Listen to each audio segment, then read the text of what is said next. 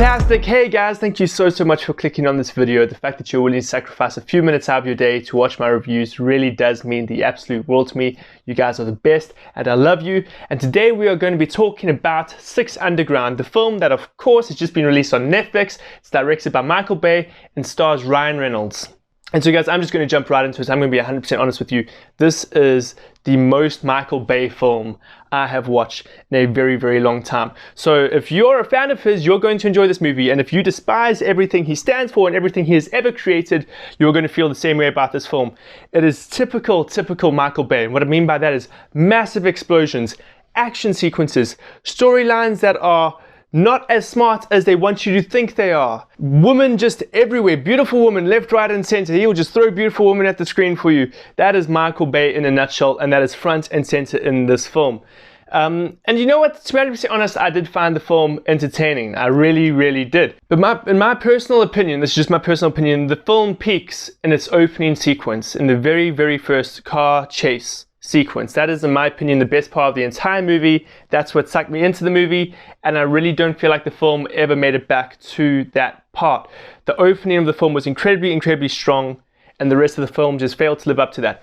But the opening of the film also reveals everything that is wrong about this movie. So of course, it is a chase scene, the action is incredible, and this is where you can see Michael Bay really just shine in his directing abilities. The scene is incredibly awesome to watch, it's engaging, it's fun, it's just over the top in every way, shape and form, but there are so many glaring flaws. I'm just going to point a few of them out to you now. In terms of continuity, I'm not a huge continuity fan. I understand we're only human, we do make mistakes, but I found two massive continuity errors that stuck out to me straight away like a sore thumb, and I was like, that was so obvious. That was so obvious. It's like you guys didn't even attempt to hide that continuity error. And so one of the very first continuity errors that really just blew my mind, I literally rewatched this thing multiple times to see if I wasn't just seeing things. So Ryan Reynolds' character, one, he sticks his head out the window to take a look. Very next shot, no head. And then the very next shot after that, his head is back out the window. Blatant continuity error there. And then another one, this one I can make a little bit more sense because it's makeup and stuff like that, and that can get crazy over time. But there's this one scene where the doctor is busy operating and this blood just spews up into her face, and there's just blood absolutely everywhere.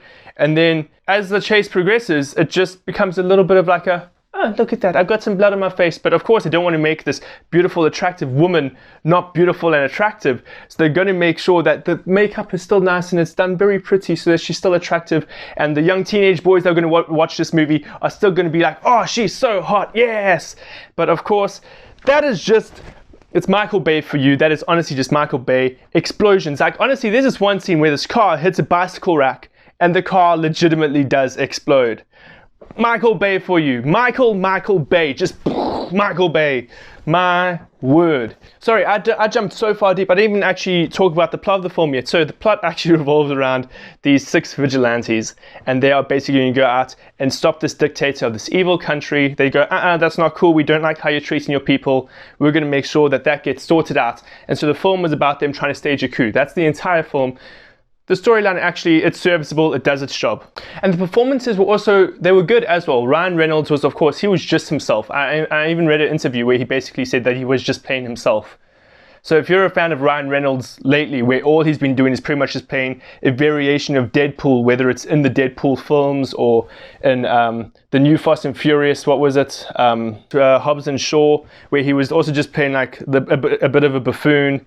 That's pretty much become his character lately, and I think he has been cast type as that, which is a little bit unfortunate, but he seems to be enjoying it. So he just played himself there in this film. The supporting cast as well, the rest of the vigilantes, they were pretty serviceable as well. They did a good job. There were a few scenes where I was like, oof, okay, that was a little bit cringy, but that is actually just because of the way the script is written. Of course, again, Michael Bay, so there are a lot of one-liners in this film, or there are moments where the characters just have to make a joke, even though the scene really doesn't call for it, and they flop more often than they don't. There were literally so many scenes where I was like, that was not necessary. And I remember when I first became blatantly aware of the number of times that Michael Bay uses one-liners in his films, I remember I was in high school and I was watching one of the new Transformers films, and I was just like, these characters just don't ever shut up, do they? And it's very much the same in this film, where the characters will always have jokes, they will always have one-liners, and they'll make sure that they they want you to think these characters are funny, and even in the most tense situations, they can make jokes. But it's just, it honestly just flopped majority of the time. And then we get to the soundtrack. Honestly, the score that was composed for the film, that was good. I enjoyed it. But whenever they started to use songs from outside that they brought in, like they used Run, you know, there was like Run. I can't make that sound with my mouth.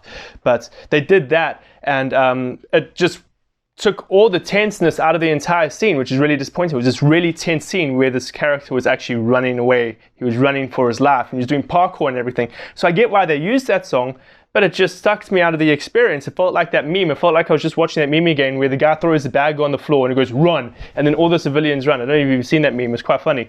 But that's literally what it felt like to me, which was a little bit disappointing. But guys, would I recommend 6 Underground? Look, as I said at the beginning of the film, if you are a fan of Michael Bay, yes, watch this movie.